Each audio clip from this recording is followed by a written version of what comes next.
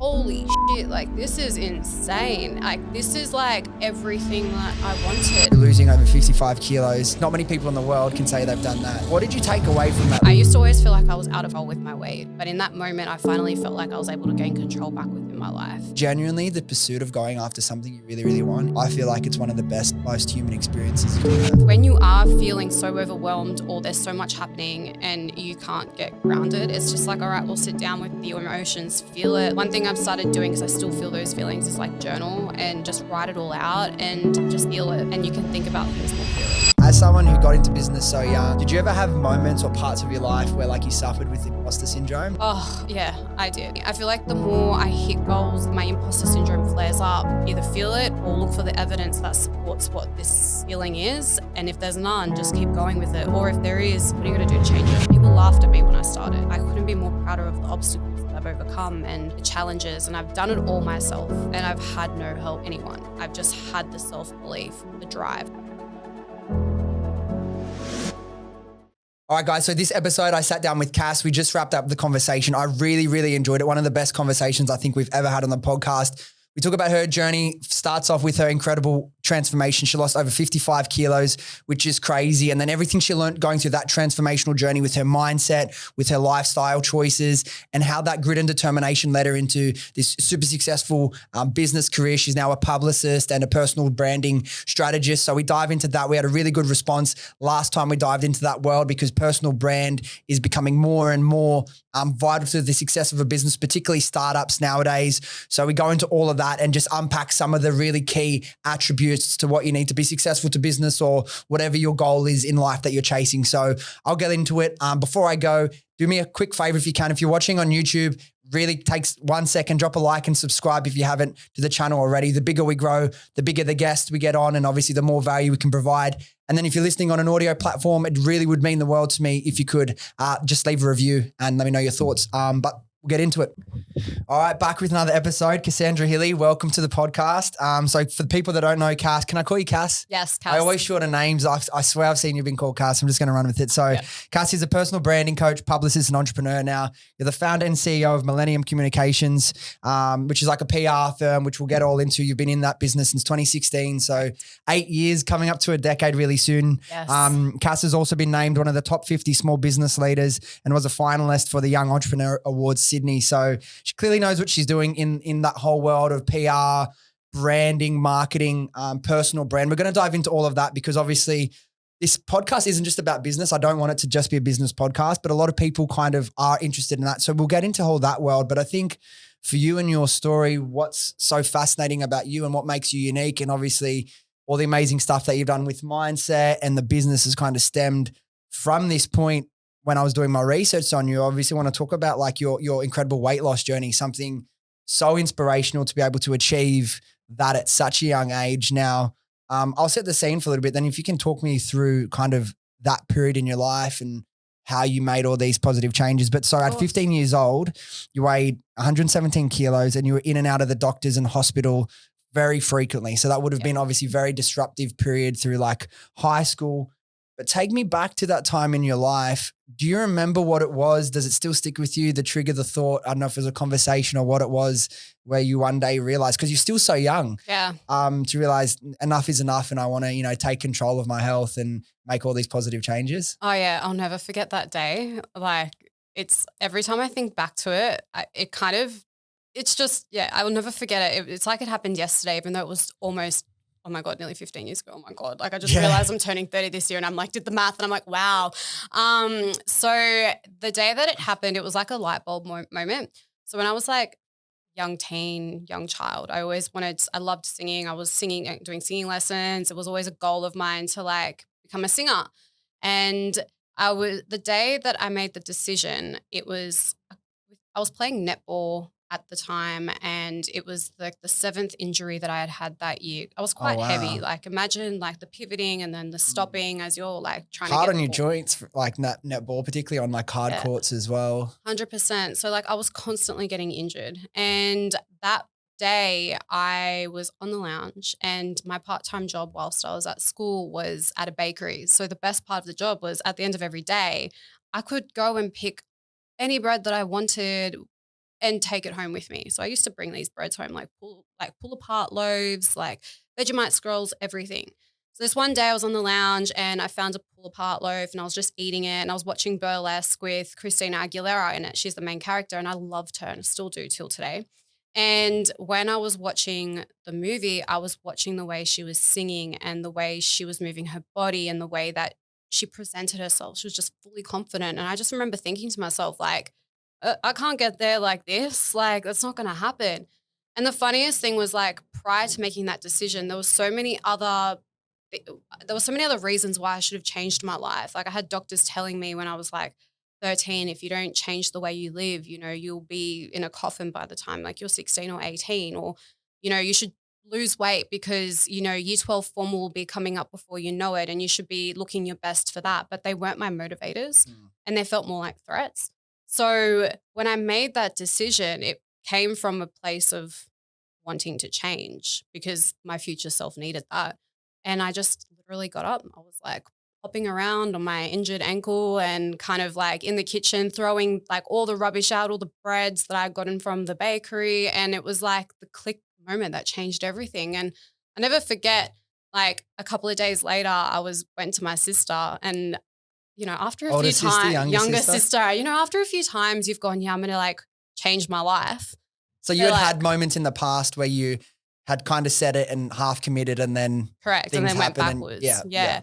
My sister's like, I told her, I was like, I'm going to finally do it. She's like, yeah, right. Like I'll see it I'll believe it when I see it. And I was like, just watch. Yeah. Even more motivator. That's when people doubt you. That's some of the best motivation, particularly at a young age when you don't have all like the context of like, you know, making decisions for the right reasons. I think that can be one of the best motivators. Oh, couldn't agree more. I mean, it worked for me. Like it worked in that retrospect. And then, and then it just kind of all happened. I just decided to change with my food first because I had insulin resistance at the time. So I couldn't exactly just eat normally. There was a lot of dietary changes that I had to make. So insulin resistance, is that like leading to diabetes or is it exactly like, is that kind of a step before it fully develops or? Pretty much. It's just your sugar levels really spike high. So it's almost like pre-diabetic and it just made it harder to lose weight. I had like darkening on my skin, like from around my neck, in between my arms, and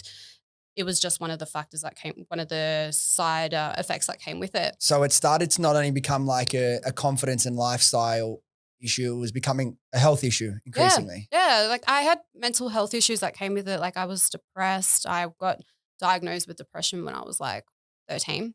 I'll never forget that day as well. And, you know, a whole lifestyle change was needed. And a lot of that just came from self-belief.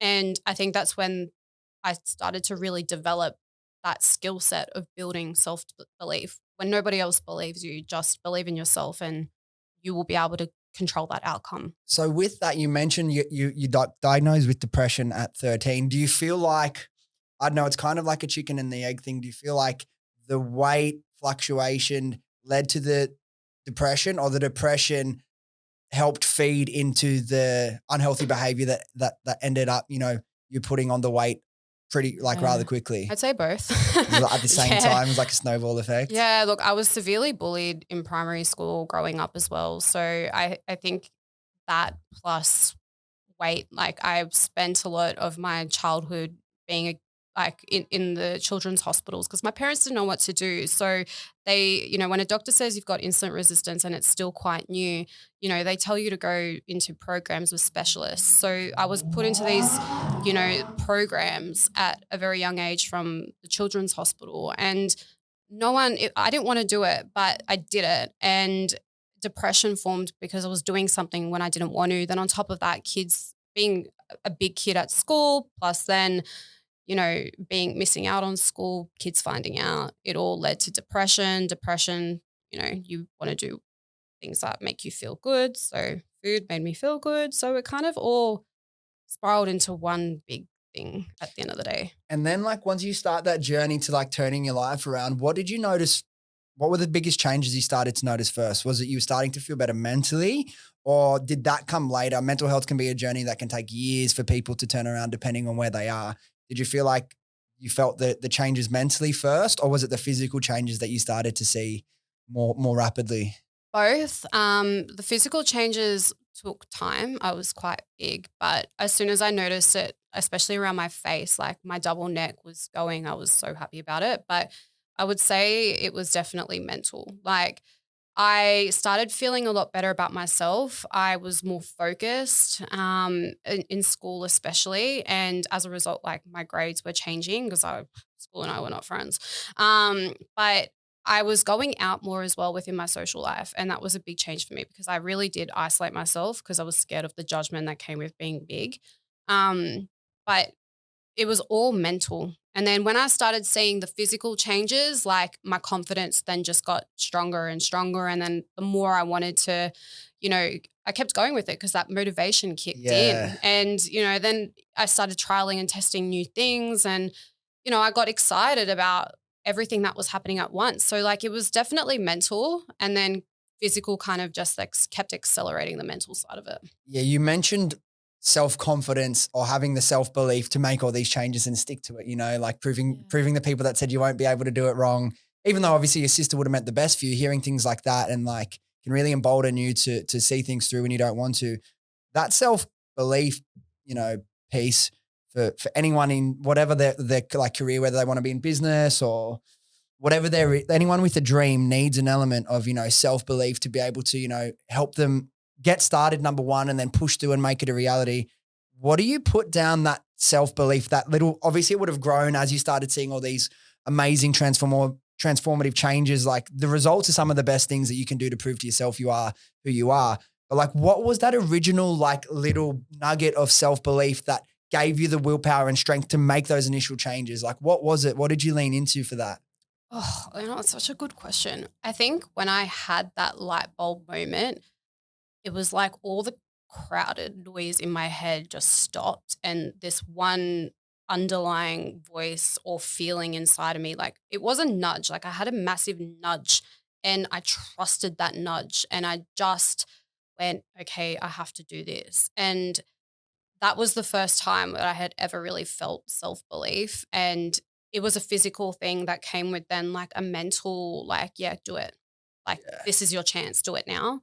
And I just completely trusted it. Like every part of me just trusted it. And now whenever I do feel that feeling, I follow it with every part of me. And I think like you're always going to be challenged with your, self-belief, your self-confidence. But I think it's just going back and finding that underlying voice or that nudge or that feeling somewhere inside of you that feels familiar, that feels like that first time that you felt that feeling, and then sticking with it and trusting it, even though every other part of you might be telling you otherwise. Yeah, and I imagine there were periods of this transformation that, like, I'm sure it wasn't just always you made that decision, it's straight sailing, just always, getting slimmer and making better choices. I'm sure there's still an element of up and 100%. down.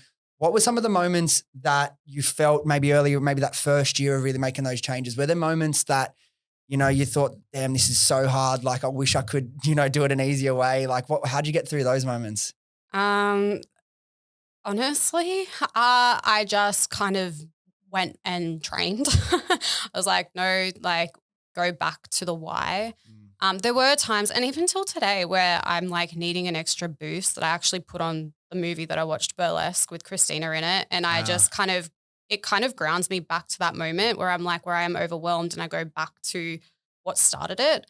But sometimes I just let myself feel it. Like, in all honesty, like I feel like when you are feeling so overwhelmed or there's so much happening and you can't get grounded, it's just like, all right, we'll sit down with the emotions, feel it. Like one thing I've started doing, because I still feel those feelings, is like journal and just write it all out and just feel it. Because obviously something's going on that I might be avoiding, because exercise can sometimes be an avoidance tactic too for what you're really feeling. So just sit in it and just embrace it, and then maybe tomorrow it will be better and you can think about things more clearly. I read a quote a couple of years ago that really stuck with me. True growth is when you're sick of your own shit. Like you're truly sick of your own shit. And sometimes, like you said, like you can't shake that feeling. So sit in it, feel the negative emotions, because like there's been so many psychologists and studies that have released like data on this. Like for most humans, avoiding a negative feeling is much more motivational than chasing a positive one. So sometimes like negative feelings can actually be used to create motivation, to make change in your life, to make you do things you won't want to do. So a lot of times people, and kind of the way the world's going now, the advice will be to avoid feeling those feelings and always like only think of the good. But it just goes to show, again, another example of how important it can be to be honest with yourself and sit in those feelings when you are, sick of your own shit, when you are, a little bit embarrassed of yourself because you're not showing up the way you can show up. And sometimes sitting in that feeling can be a great way to, like yourself, give yourself that kick up the backside, that little bit of motivation to keep going. Now, question I want to ask, I bet you would have been interesting because you went through this throughout your adolescence as well. Now, whether it be male, female, whether it be a weight loss journey or whatever sort of glow up. And I don't want to trivialize what you went through as a glow up, right? But like you go through this, like you said, you were bullied a lot as like throughout school. How do you process like as you're getting like later into your teens and then you start getting more attention from guys or people that you're interested in? Was that a weird experience for you to go through this girl that was kind of always on the outside looking into, okay, I'm becoming this person now for whatever reason? More and more people are interested in me, want to be friends with me, want to, take me out or ask me out or do those sorts of things? Funny enough, I never actually paid attention to it because I was still quite an insecure person. So I really never actually dated anyone in high school or primary school or anything like that. My dating life started like after. And it has nothing to do with like parents or anything like that. It was purely just a confidence thing. To be honest, I never paid attention. Like when it came to my friends, I had my circle, and my circle was that. As I kind of grew up, I, outgrew people in my life and friendship circles changed. And even till today, people come and go. I'm totally okay with that. In my dating life though, to be honest, my insecurities with myself really reflected within my dating life up until I would say like recently. Like maybe like a year and a half ago, like I've had to heavily work on myself, and I had a really toxic relationship that really highlighted that, and I had to spend a lot of time working on myself, and now I'm in a very beautiful relationship with the most amazing partner, and he's just the best person, and without changing myself, there is no way I would have been able to meet him. Like I can go a bit woo-woo here and say it's like a vibrational frequency, like an energetic match, but I'd never, like I had a horrible dating life. My early 20s was just like, didn't even like think about it. I tried dating, didn't really enjoy it. And then I only got into my first serious relationship when I was 25. Yeah. So like that was a big part of it for you. I see this with like a lot of people when they finally, do the work. And like you said, like coming up to 30, I just turned 30 as well. Like you start going through a lot of changes when you come up to that age and really reflecting as you like, I don't know if it's a hormonal thing or whatever, as you like click into that. If I'm saying as a guy as well. No, 100%. When you start clicking into like, okay, he's thinking about, okay, the next chapter is no longer me going out and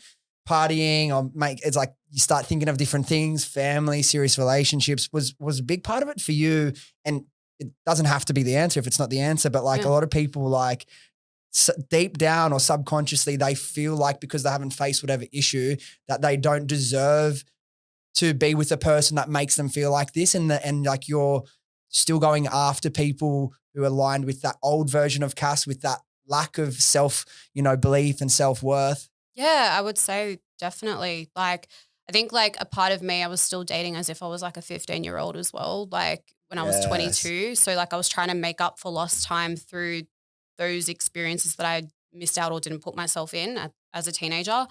But yeah, 100%. Like I had a very interesting What was life. like, again, this is it's so different for everyone, but like, a lot of people have to go through this to like come out the other side. Yeah. What were kind of like, how did you get through that? What were with that, like, saying Dear Diary and telling us all your deepest, darkest thoughts? Like what was the process to like kind of, accept yourself for who you are or make whatever those internal, realizations were to be able to be in a place where, like you said, you are ready to be in a real adult, loving, supportive, respectful relationship? Just a quick one from me. If you've been listening to the podcast for a while, you'd know that after scaling Happy Skin Co to over $10 million per year, I spent close to 18 months creating the Viral Brand Builder program, which teaches someone with zero experience how to launch and scale their very own e-commerce brand. With over 100 training videos and direct access to me, including one-on-one calls, you'll be guided throughout the entire process. Now, the framework we have developed is unlike anything else,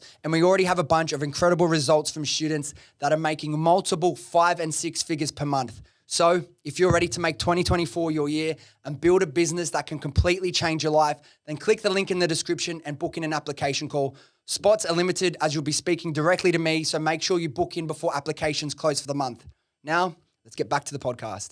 I worked really, really hard on myself. I didn't do it by myself. I had the best support system around me and I heavily invested in myself. So I believe it was October 2022, I had enough with being who I was. It was getting me nowhere. And a large part of that was within my relationships. I was mirroring a lot of insecurities, like I mentioned. And I knew in order for change to happen, I had to be willing to just face my shit. Sorry, like not sure if allowed to say that, but I just had to face my shit. Say that. Yeah. And there was a lot of work that needed to be done. And I invested in a alternative kind of therapy. As I invested in an intuitive therapist, Yep. Kylie, best person that I know. She freaking changed my life. And I worked weekly with her. What does intuitive therapy kind of entail? It Is it was the different to deep like a shit. normal, speaking to a psychologist, but more of like how would you say it's different to like kind of traditional therapy? So I was in therapy from I was in my school counselor's office pretty much my whole high school career, and then was in therapy after dealing with my own anxieties and stuff like that after high school. And I found things were good, but they just weren't giving me the things that I needed. There was deeper rooted things that no doctor, no one was willing to go deep in with, like especially when the clock is timing, it's going. Like I learned skills, and I'm not ruling it out because there are skills that I've learned from therapists and counselors and everything that I still use till today to manage myself. But Kylie, we went deep. We did the inner child work. We did the shadow work. We confronted fears, and I still work with her till today. Like I haven't ruled her out. Like I'm literally seeing her today, and I go to her I went with her basically saying, I'm not happy with what's going on and I don't know how or where it's going. And she just went, well, let's just start here. Mm. We started there, we got deep, and a lot of meditations, a lot of like healing. I did it's all very like spiritual healing kind of stuff. Reiki, it's very alternative, but it worked for me. Yeah. And it is still working for me. And I do that in conjunction with other support services. And on top of that, I now have routines that I've got put in place that allow me to take care of me first, because I work with people in the career of people, right? So without me taking care of me, I can't serve others in the best way that I can. So it starts with me. I wake up every morning, I have a set routine. Before I go to bed, I have a set routine. And they're the things that I hold on to. Yep. And that whole process has just allowed me in the last, nearly 18 months to transform everything about myself. I have my days, want to say that, and like I'm human. Everyone and I does. always will, but I've got the skill sets and I'm learning the skill sets as well. to be able to do that. Those changes to like routine and lifestyle, like what's an example of your morning routine and your nighttime routine that you feel that, helps you be you and show up in the best version of yourself? Yeah, so I'll give you like my nighttime routine, for example. So I'm go to bed early. I'm like a grandmother. I go to bed at like 9:30, 10. But I pretty much will have dinner like 6 o'clock with family. Then by like 8:30, I do my shower, that whole routine. And then as soon as like I'm in my pajamas, it's me, it's skincare, it's taking my time with that. It's literally all about slowing down and reconnecting with myself. I'll take my time. I will, grab myself a cup of tea and a piece of chocolate, sit in bed and actually enjoy that. I journal, I read, and I'm not talking like self-development books, like actual like books, because it actually inspires me. It gives me ideas. It keeps the creative part of me happy. it's like feeding my inner child, like creativity and stories. And then I go to bed and I really try hard not to scroll on social media before I go to sleep, because I find on the days that I do, I wake up really cloudy and foggy and not clear. So Mm. when I read and then I go to sleep in the morning, I wake up fresh. I wake up earlier. I'm more inclined to want to go for a walk or go train or do whatever I've got to do. And it kind of just sets that intention. So interesting. We live in a world now that's so fast paced, like a flick of your thumb and it's all new, things to look at, things to read. Like Yeah. we live in a world that seeking slowness is so important, Mm. and it can be so easy not to do that because we're all like in that, we've lived in a time with the fastest information flow ever in existence, and tomorrow's going to be even faster.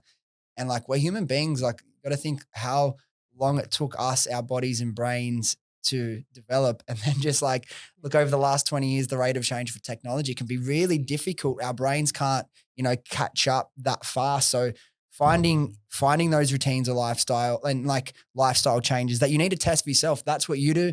That might not work for me, but it might work for the next person. You need to try different things, just like what you said with like seeking this like alternative like therapy. Like people will try one thing and it won't work for them and they'll sometimes give up there. Like you need to try all different types of things to find what makes you tick, what's going to help you perform your best, feel your best. Because once you find that, then, you're in control again. And I think that's a really, really important message. And I wanted to ask you, with that journey now, obviously going through losing over 55 kilos, that's like crazy. Like not many people in the world can say they've done that. What did you take away from that? Like, did you build like any grit or determination through that you feel like still stands you strong with business and everything you're doing career-wise today? Yeah, like I said, like the biggest thing out of it is the self-belief. That's one of the biggest ones from there. The second one would probably be that I am the creator, like of my life. It was in that moment, I used to always feel like I was out of control with my weight. But in that moment, I finally felt like I was able to gain control back within my life. And what I do and what a lesson that I've learned from that is that whenever I want to change something, it's actually really dependent on me. It's self-responsibility. And that's something that I really hold close to my heart. And it's up to me to change something if something's not working for me. And I do that within my business. I do that within my personal life, within any area of my life. If something's not working or something's not going right, it's up to me to make that change. It's all within my power. And I live by that now. When did you make that change? Because like a lot of people as well, whether it be in business or in whatever form of life, like they can have a problem. Say let's use like a really easy to understand like business example. So someone might have a startup business, they've made a few sales, things aren't growing as fast as they want, so they're going to go and pay an agency like a media buyer to run their Facebook ads, say $2,000-$3,000 a month, and like they cross their fingers and hope this is going to be the the silver bullet to fix all my problems. And often when you don't take that personal responsibility, things don't change. Yeah. Right? Yeah. What was it that took you to make that realization and put personal responsibility at such like a core value to yourself? Because I think 100% I can relate and I 100% back you Yeah. on that. Look, I think it was always engraved within me without realizing it. I think I became really conscious of it when I started this journey in the last couple of years, because I started realizing, like there is a lot of responsibility happening within my life that I didn't realize. There were some things that I wasn't like, it is what it is, you learn, but it's become more of a core value to me most recently. And it's only because what I do affects other people as well. Like I've got people to pay. And if I don't take responsibility of what's happening, there are detrimental outcomes that come with that, not just for me, but within themselves, their lives. So a lot of my self-responsibility has become a core value within me in the last few years, but consciously. But throughout my whole entire life, I've always had an element of self-responsibility because I've always been very conscious about my actions and my words and how they might affect other people. So I've always tried to be very careful with how I treat people. How do I talk to people? How do I value my family? How do I value my friends? And I think even within my business, it's my clients. Even if I've got an account manager on there, I still take responsibility. I'm still showing up to those whips every single month. I'm still on the phones to them. I'm still emailing them and touching base with them. And, it's so important to me that I take responsibility of what my name is stuck to and my self, because there's so many consequences that can come with that. Yeah, 100%. Now, obviously moving on to the business, you started it pretty young, 22 years old. Yeah.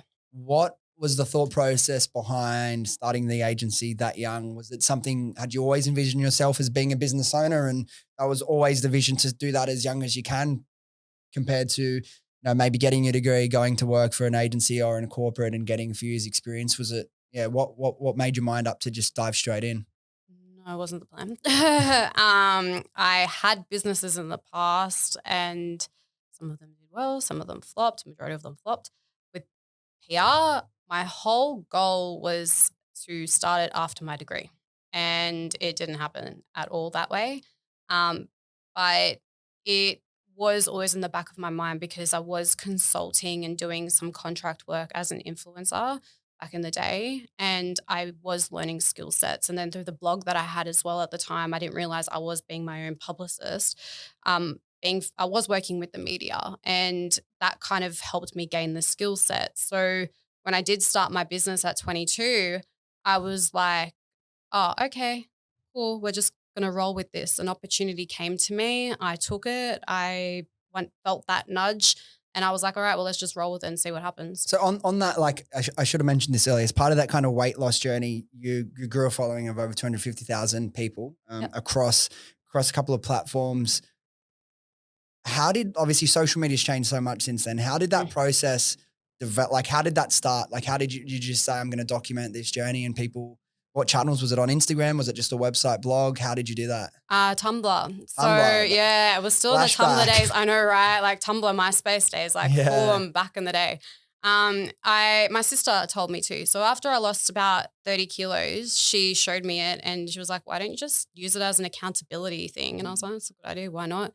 Did it, posted a few photos, a few of them went viral, ended up gaining like 30,000 followers in a very short period of time off that blog. And then it kept growing and growing. And then Instagram came out, started on there, that grew. YouTube got a couple of videos, went viral on there, and so it all kind of like worked together. And a lot of it was heavily at the time personal branding, and it opened up so many doors for me, especially at like 17, 18. So how does that lead? I wanted to make it crystal clear for people listening. So you had obviously grown your own following as, like, say, in the influencer space, in your industry and niche. You were doing like a communications degree, always with like a passion for PR.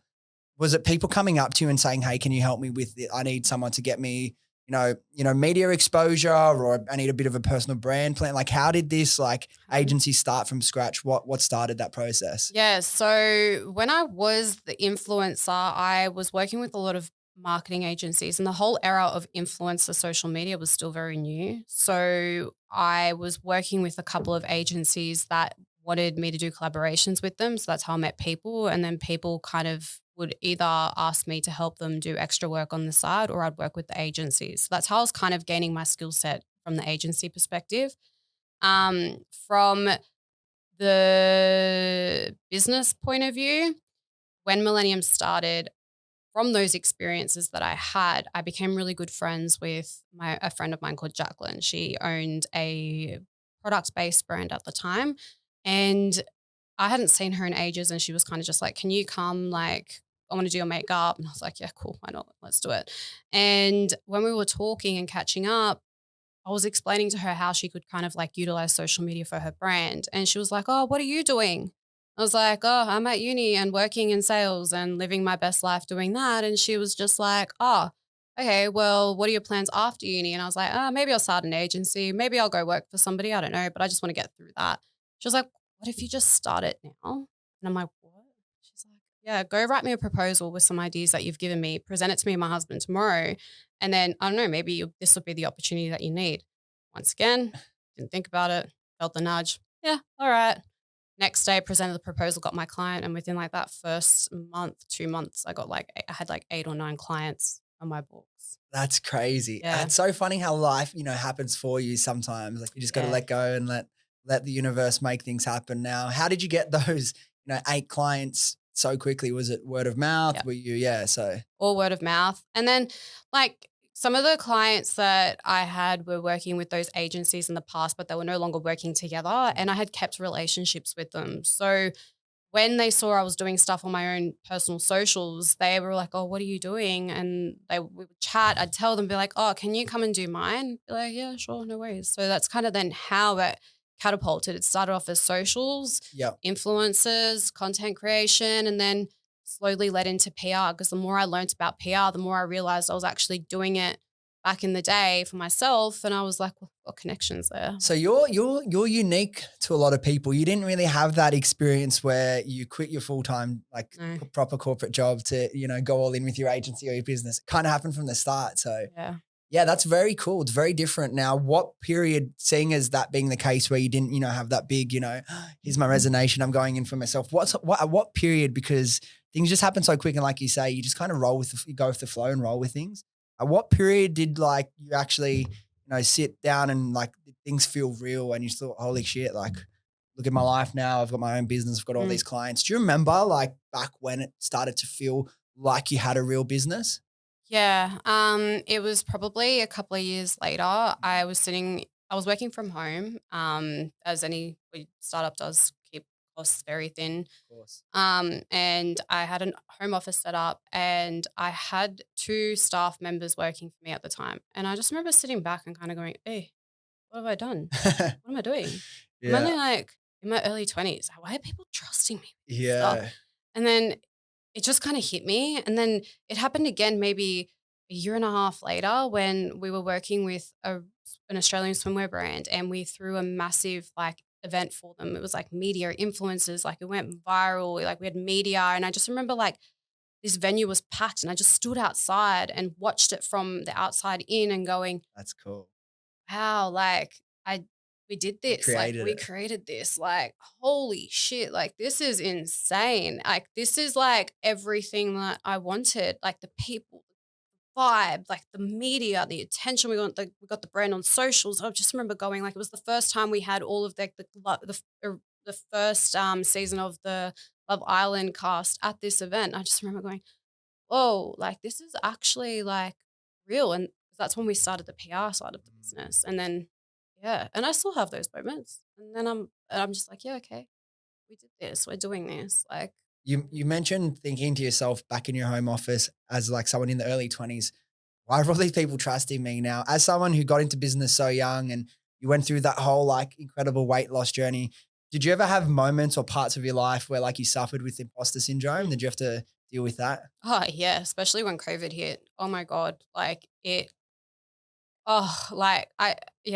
did. And I feel like imposter syndrome is not talked about enough sometimes, but it hit me hard during COVID because my whole business was taken away from me in one day, and it humbled me, let me tell you. And I felt like such a fraud.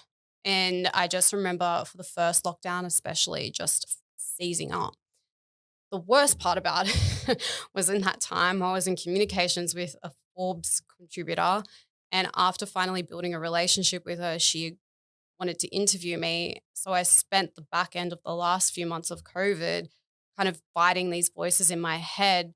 And by the time I finally somewhat got to the end of it, this article came out, and then it led to a whole new other level of imposter syndrome that I had not experienced yet. So it's a constant journey. I feel like the more I hit goals, the more my imposter syndrome flares up. But it goes back to these skill sets that I'm learning that I can control it, and it's a very temporary feeling. Either feel it or look for the evidence that supports what this feeling is, and if there's none, just keep going with it. Or if there is, what are you going to do to change it? Explain to me, to you, what does imposter syndrome feel like? What are the thoughts going through your head?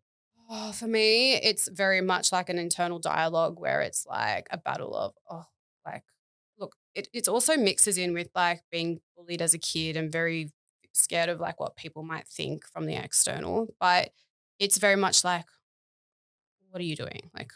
You don't know enough, or people, why would people want to hear about this? Or why should people hear from you? They don't care enough, or, you don't, it's very selfish. It's very selfishly driven. And I think that is the premise really of imposter syndrome. It's your own thoughts about yourself, your own insecurities that flare up, that stop you from doing the things that you want to do, right? And it's very much about it's not thinking about what I'm doing for the external, because it's all about what am I doing wrong? What aren't I doing right? This didn't happen the way that you wanted it. It makes you a failure. You feel like a failure.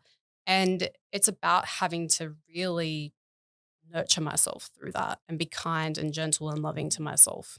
Why do you think those thoughts pop into your head? Because like now, obviously, as I'm a little bit more experienced, and you can tell me kind of, I'd Mm. love to hear how you get through those moments. But like whenever, you're in a situation like that, your brain can create two, scenarios, and it can go down the rabbit hole of, Yeah. either one really negative and self-doubt and you're not good enough, or who are you to be doing these things? Or you can go the other way and be like, of course, like I'm not going to entertain all these negative things when I know there's no good that can come from it. What do you think it is that creates that, rabbit hole down the negative? Oh, look, for me, I think it's scarcity. It's like unknown territory. So what's the quickest thing that I like, for me anyway, I do is I just think of the worst case scenario. I'm an overthinker. So for me, when it feels unknown or it feels like I'm doing something that is just it, it's scary, I then kind of go and overthink about it. Overthink it. I then look at reasons why I shouldn't do it or what doesn't make me qualified enough. And it puts me into that freeze mode. The way that I go about overcoming it is it's very like simple. I write it all down. I go, okay, this is one version of it. What's the secondary version? And then, because I'm visual, I'm a very visual person. If it's in here, I got to put it there. So then I can, as I'm writing it, I can go, yeah, wow, like, okay, cool. Then when I think of the alternative side of it and I write it all down, I'm like, no, I've achieved A, B, C, and D. I'm currently working with A, B, C, or D, or I have done this in the past and the outcome was like this. It kind of then puts that to sleep, Mhm. or at least temporarily gets rid of it. Then in other times, if that doesn't work and I'm still feeling it, I do the Mel Robbins 5-second rule and I just count down, and because I'm very much like a reactor. So if I feel that feeling, I'm like, okay, go do it. And I just do it, because as soon as I feel that countdown coming down, I'm like, ah, shit, I gotta go. I gotta do something about this. And then I just go Yes. for it anyway. So interesting how everyone like we're all like having these like infinite battles with our brain and our mind to, Mm. control the thoughts. And that's the thing, like you are not your thoughts, but like, It's so hard. you know, Yeah. I feel like my brain has done some weird like protection mechanism that it developed like Oh, in my really? adolescence. No, just like I don't ever think about, I don't ever doubt myself or think about myself negatively. Because mainly because I'm such a believer in the law of attraction and like that I love vibrational that. energy. If I feel like if I put more attention on it and think on it, it will manifest. And my brain Mm. is so powerful and thoughts can take over. So I don't entertain it. Like negative thoughts, unless there's something in there for me where there's like, okay, there's an opportunity for growth. Yeah. I will obviously, think about it in my own time. But otherwise, like for things like that, if I know it's just going to spiral me down and there's no negative and there's no positive that I can take from it, I don't let it in. Oh my God, I love that. I don't let it. And I'm sure I don't know what it is. And I'd love to talk to a psychologist about it, like about one day and just see. But yeah, I don't let it in. And yeah, I wonder if that's like a skill of like self-discipline or something like that, there's or something, a whole new level of consciousness I that don't you have know. within I don't yourself. know. But everyone has kind of their own processes. That's why I really like Yeah. kind of thing how people navigate through that. Now, moving back onto the business now, let's talk about.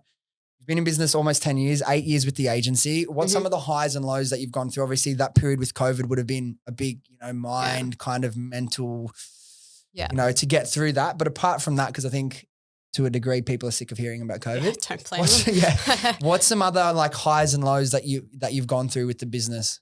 Yeah. Some incredible highs. I'd say I will look at recent, because I believe my business before COVID is very different to what it's like now. So some recent highs. Oh man. Okay. Let me have a good think.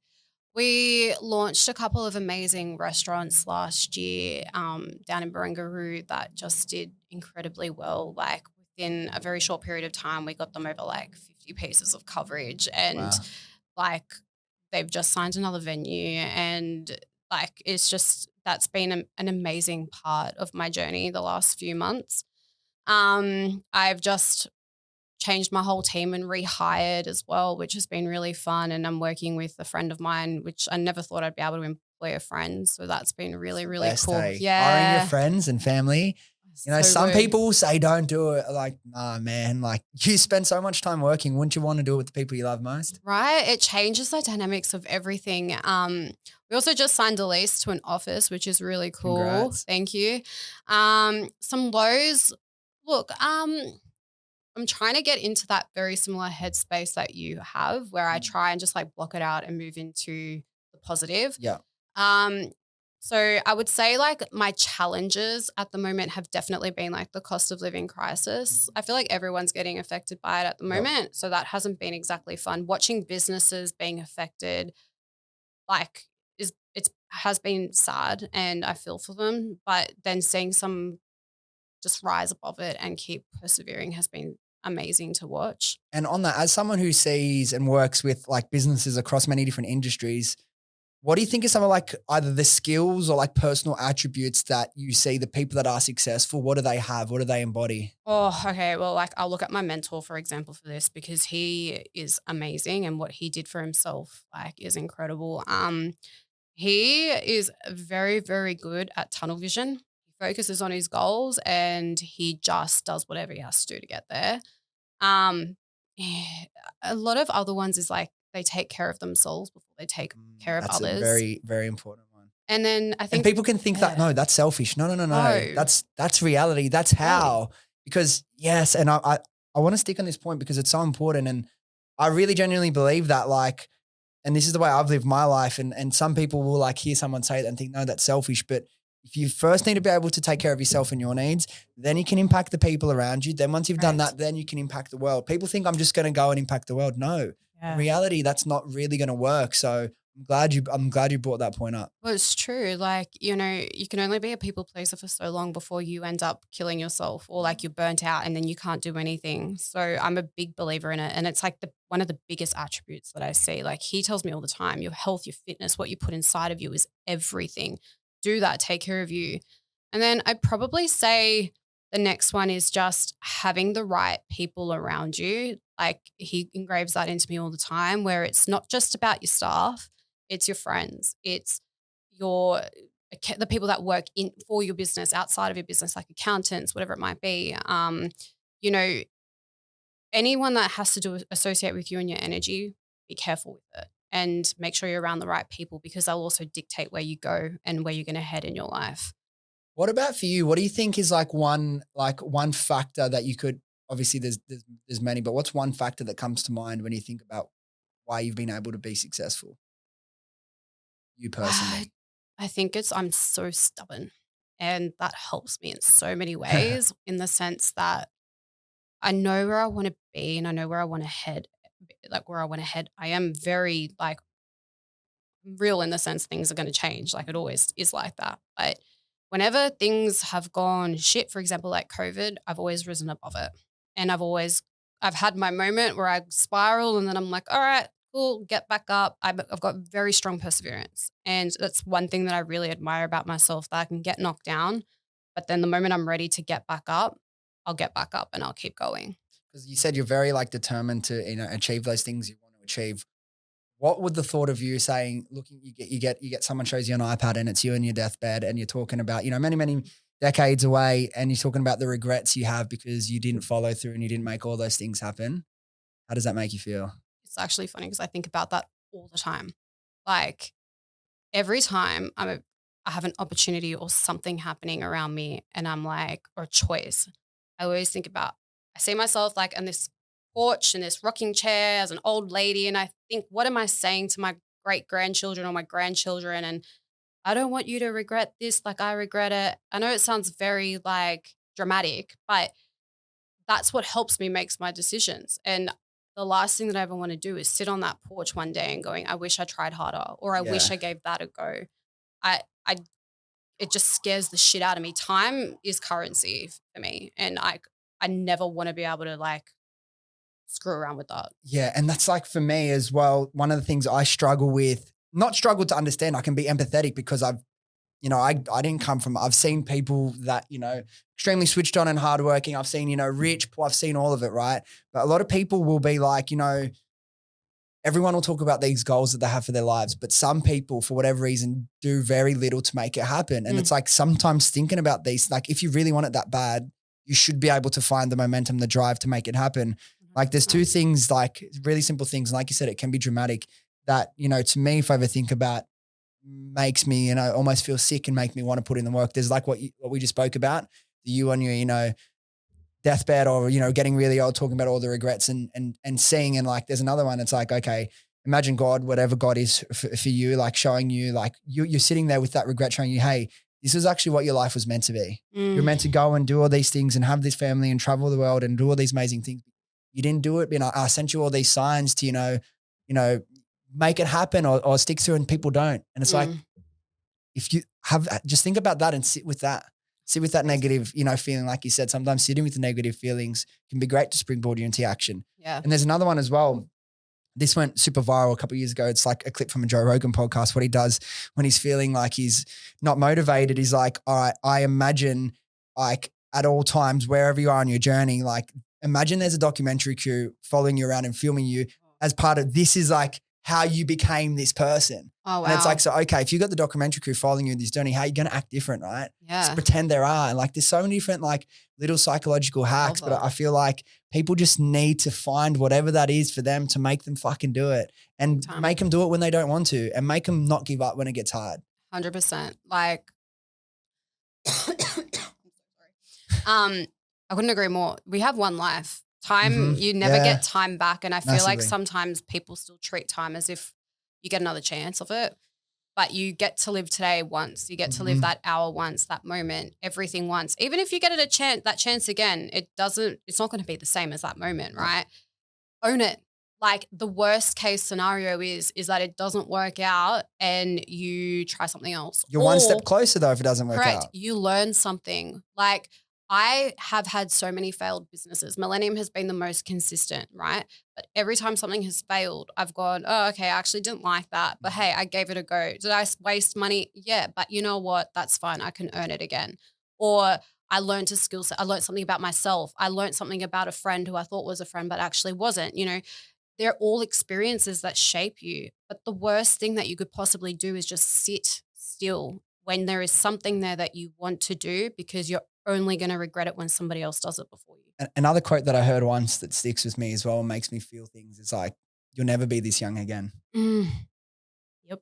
You'll never be this young again. So true. And like people just sit around twiddling their thumbs. Like one day I'll get my act together and I'll go and do all these things so I can, you know, actually, people think they can't live the life of their dreams. Everyone can live the life of their dreams. If like there is a path to it for everyone, wherever you're starting. Correct. Right. One of the, you know, and people be like, oh, that's a really privileged thing for you to say. Well, okay, I didn't come from a lot of money, but anyone in Australia, right, is pretty privileged compared to a lot of people in different parts of the world, right? But look at like the ex-UFC heavyweight champion. He started in Africa. He had to travel like Francis Ngannou. He's got like a crazy story. He had to like cross so many borders and almost died so many times. Then he got through to Spain and he crossed and he went through all that process. Then he went to like France and did his training. And then he went to like one of the biggest sporting organizations in the world and became the heavyweight champion. Now he's fighting like the best boxers in the world. This guy came from, you know, some situation that people in Australia cannot even imagine how bad it was.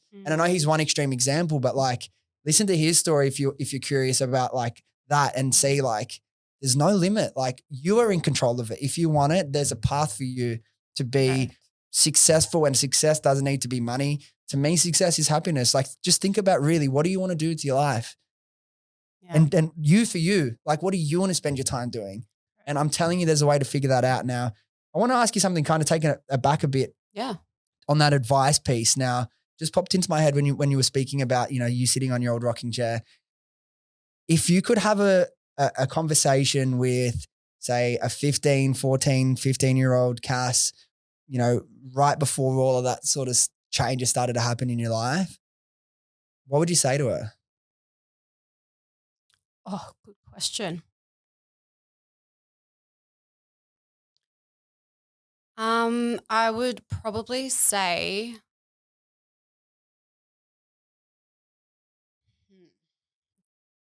my God, there are so many things that I would say.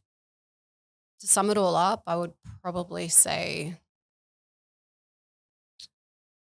you are loved, you deserve to be loved, and it will get better.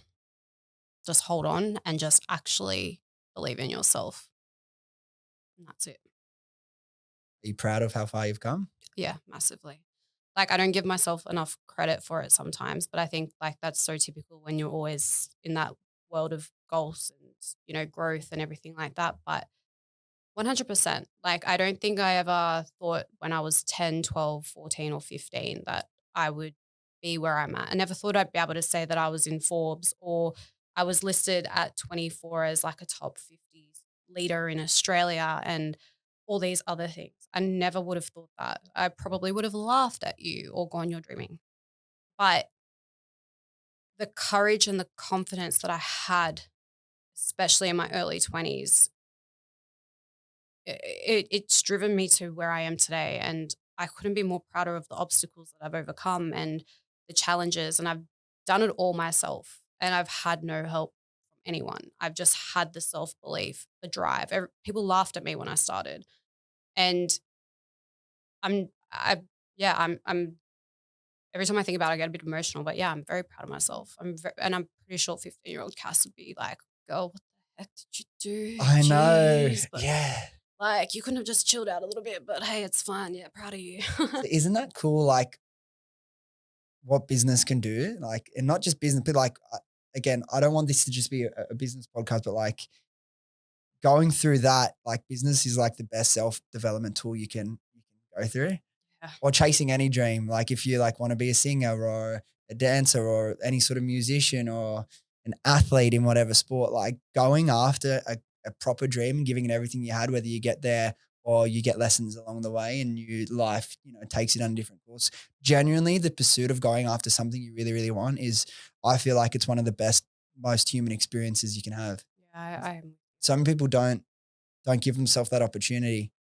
One of the ways that, people can give themselves the opportunity to live their life in, on their own terms in whatever view that they have for themselves is by building some sort of a personal brand in whatever niche industry it is. Right now, we had a podcast go live at the end of last year about a lot about personal branding, and it had a really, really good response. So I want to get your thoughts on that, and obviously how people can, if they're just getting started, build a personal brand, or if they've been dabbling a little bit and they want to take it a little bit more seriously. But before we get into the how, why do you think personal brands are so important in 2024?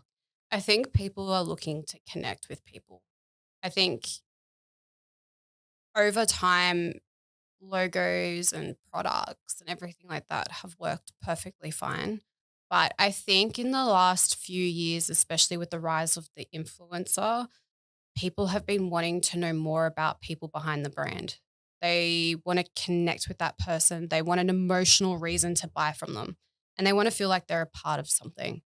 And if you can be that person that is happy to talk about their story, your story in business, or even just allow people to feel like that they know you, even if they don't, they're going to be more willing to want to ride that roller coaster with you, not just within that one business, but with whatever else you do. And I think that is so powerful because it's having your own community who back you and they're like your own fans, and they're just happy to be along for the ride.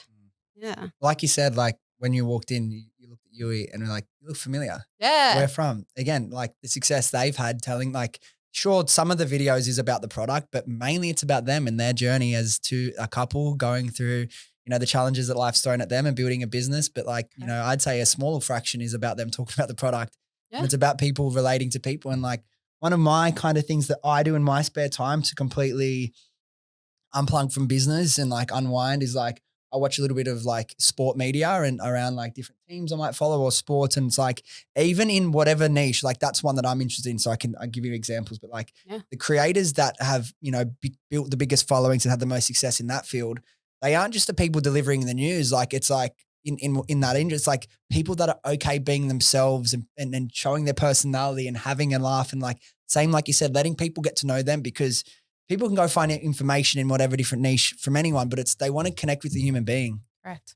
Exactly. It's so important. And then in 2024, and it's only going to become more and more important, I think, over the next few years. Like the amount you can leverage off personal brands. Like look at Alex Hormozi. I saw a clip from him on a podcast yesterday. I think it was another one he did with Chris Williamson, was saying that like, because he's super successful, right? And he saw a couple of years back, because Alex Hormozi, you know Alex Hormozi? No. Oh, I'll show you him. You're going to love him. He's the best. In terms of business, so good. He looked at himself and like he saw Kylie Jenner became a billionaire, and he's like, dude, like clearly, you know, I can have my own preconceived conceptions about her or whatever. Then he, you know, had this, you know, back and forth with himself. No, you know, Chris has been building this for like decades, blah, blah, blah. Then he realized, no, like that's just me taking the easy way out and giving myself an excuse. Clearly, if she's a billionaire and I'm not, she's better than me at business, and I need to figure out a way to do this. The thing that he was missing was personal brand. Yep. And the last 2 years, he's gone really hard on content. He's built hundreds of thousands of followers, probably millions now across platforms. And like now his businesses are, you know, infinitely more successful and doing bigger numbers than they were when he was an unknown, even though he thought, you know, I just want to be a business person. I don't want to be famous. The amount he's been able to leverage off the back of some sort of, you know, following, and his is business, but it can be whatever you're passionate about. Yeah.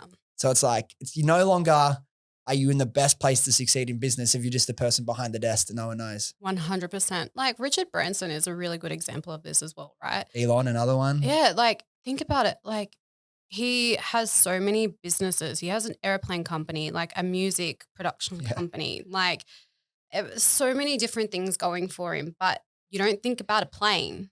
You think Virgin, Richard Branson, right? It's the associations right there. But then he's got his books and then everything else in between. Kylie Jenner, the Kardashians are a very great example. Whether you love them or not, and I know that's like the most common saying that's associated with them, is they leveraged their name. Massive. And whether you like them or not, you're probably going to buy something from them regardless. You don't have to like the Kardashians, but there is just something about the brands that they've built that is such a cult. People have FOMO. They want to know. They want to, you know, get the product and feel it. How good is it? How shit is it? Either way, you're spending money. Yeah. And in today's society, whether a personal brand doesn't even necessarily mean you have to have 100,000 followers, right? Not at all. It's just about building a brand that people can connect with. And whether you've got 100 followers, 50 followers, 1,000, 20,000, 50,000, it's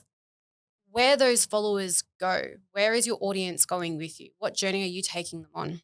Are you trying to be an expert? Are you trying to be a person? Like, what are you giving them to want to participate in your own personal brand? For me personally, it has nothing to do with PR. Like it's part of one of my content themes. But for me, I've then got multiple different layers within that make Cassandra. And I don't ever just want to be labeled as a businesswoman or a publicist. For me, there are so many other different categories for me that I want people to experience about my life.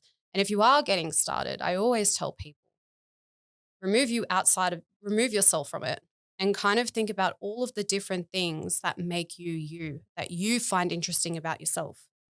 If you can't find that, go and ask people around you. Now, tell them you don't want to be criticized, like firstly, but simply ask them, like, in the last 12 months, what are some things that you've noticed about me? What do I talk about?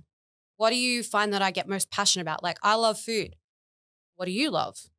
I talk about my food all the time. If you go on my Instagram, every second photo is food. What's something going to be, what's a consistent theme in your life that people can connect to that then will relate to you? And then they can then interact with you how you want them to. You can then create a narrative about yourself that you can control as well. But it's all about people wanting to participate in your journey. But why should they participate in it? So once they've kind of got a bit of an understanding about, you know, who they are or how they want to be seen and built. So how do people start, you know, like building a following once they've kind of got a good understanding of their values and what they want to be known for and who they are? Look, from a social media perspective, I can only tell you what I did back then that worked for me. And I can only say that because I still have followers from when I had my old blog back in the day still following me. Yeah. So like that's a really strong evidence like there. Like that 10 years ago. Yeah, like crazy, right? Like that people Plus. still follow me. Yeah. So like back then, and things that I still carry on with me till today is the fact that I'm just authentic.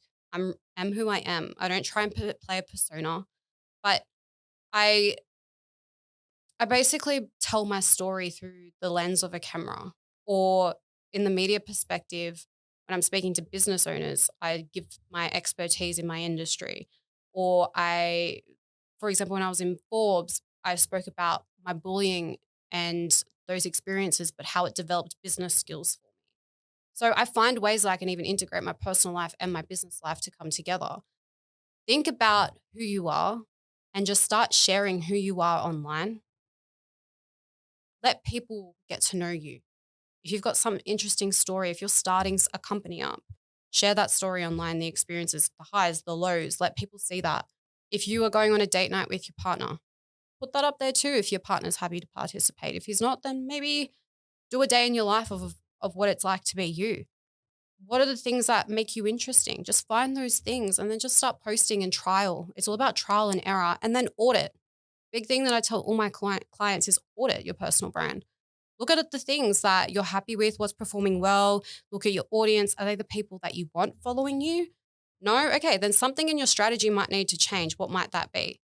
Look at the needs of your audience as well, and then start going, where are they? Predict what challenges they might be facing as well in the next couple of months, and see if you can find a way to create content as well that will be able to support them or give them information now before that happens. Yeah, that's really great advice. And I think like the part like that you said there, just like test things and try things and don't be afraid to fail. But the most important thing is don't be afraid to start. Yeah, just No, start. if you can start, if you've got a brand new page, if just post your first 9, posts. So it'll do it every day for a month, and then you'll create the habit. And then how long it took you to think about one and plan one, and judge yourself. If you just do it every day for a month, second month is going to be so much easier, and then by the third month, it's going to be so much easier. And then like you've seen, we just had Kenny on from Like My Bricks. He was on a couple of weeks ago on the podcast. He did like this challenge. I don't know. He didn't have many followers at all. Did this 90-day challenge. He wanted 10,000 followers in 100 days. We had him on the podcast on the 100th day. Oh, amazing. It was only how he mean, and he hit it. And now, like, not even a month later, I think he's at like 16,000. Incredible. Because he just like, he was never that, content-based person. Didn't ever necessarily want to do that. But he's like, I feel like that's really going to help take my life and my business forward. And he done it. And now the results have been crazy, and it's helped their business grow as well. So I think just starting it and like not judging yourself throughout the process and being okay with, this one might get only 20 likes. But then if you keep going and you 20, and then you might get 150, and then you get 300, then one goes viral and you got thousands. Like you won't get to that point without just trying. And like, I think like you said, like people are attracted to like the real raw human experience. So just don't fake, be you, be authentic, and you'll find your tribe by doing that. I really do believe that. Now, I want to ask you a couple last questions before we wrap up. One of them I got asked was something that got submitted on the Q&A pod that I did last episode on the podcast. And it was really interesting. And I want to ask you, because I thought I hadn't been asked that before. What's one thing that you've changed your mind about? Like what's the biggest thing, issue, topic, whatever, that you've changed your mind about over the last few years? That's actually a very good question. And it's something you never, ever come across. What is something I have changed my mind about? TikTok. Okay. So I used to always just be a scroller, never a poster. So, and like I've completely changed my mind in terms of where I need to be. So I'm on there now and posting content. What was the resistance to that before? Honestly,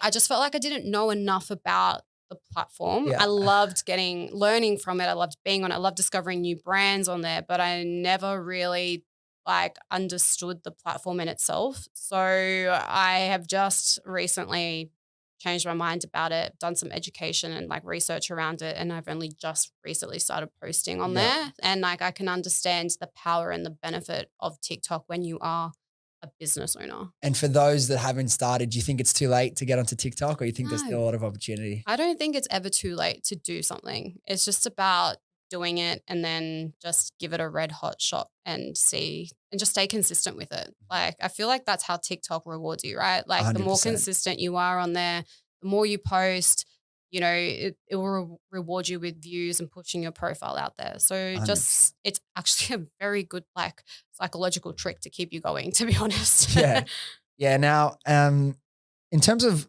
first time founders, people, will always have different advice, but you've been, a founder with many different businesses yourself.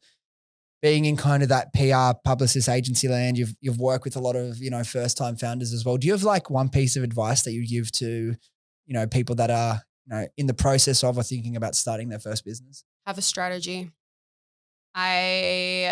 Anytime I have felt like I have been clouded, or anytime I have asked like a business owner, like, what's your strategy? And they've come back to me saying, I don't have one. I'm like, go put a strategy together, because when you have a strategy or like a plan of some kind that has your goals and everything there that you want on paper, you can go back to it. And obviously it will change over time, but it will help you stay clear. It will help you keep focused, and it will help you when in those challenging times where you're not sure how you're going to push through, or you are challenged by where you might want to head. Personally, my one, it keeps me grounded. Yeah. Now, I want to put you on the spot here. This will be kind of the last question before we really wrap up. I want to get you to make a prediction if you can from what you're seeing. Now, you might not have anything top of mind, or you might have started to see some trends emerge back end of 2023 or since you've been back in the office this year. But is there any like industries or niches or types of products or types of restaurants that you think are really going to overperform or have like a bit of a breakout year? Do you see anything that you think that's growing and something's happening there? I think from the hospitality sector, I think sensory experiences where it's entertainment and dining coming together as one is going to play a major role in the hospitality sector this year. I think that's going to change a lot. I feel like from what I'm saying, it's going to become very like New York-y, like Manhattan-y. Not that I've been there, so I'm going off basically all the movies that I've New York's watched. so much fun. You've got to get over there. It's on the list, but I feel like that's going to start happening. The club scene, I feel like, isn't as strong as what it used to be. So that's how, especially I think millennials these days are preferencing their dining experience. Product, I think, once again, personal branding, integrating product is going to keep going that way, especially with TikTok and video content, storytelling.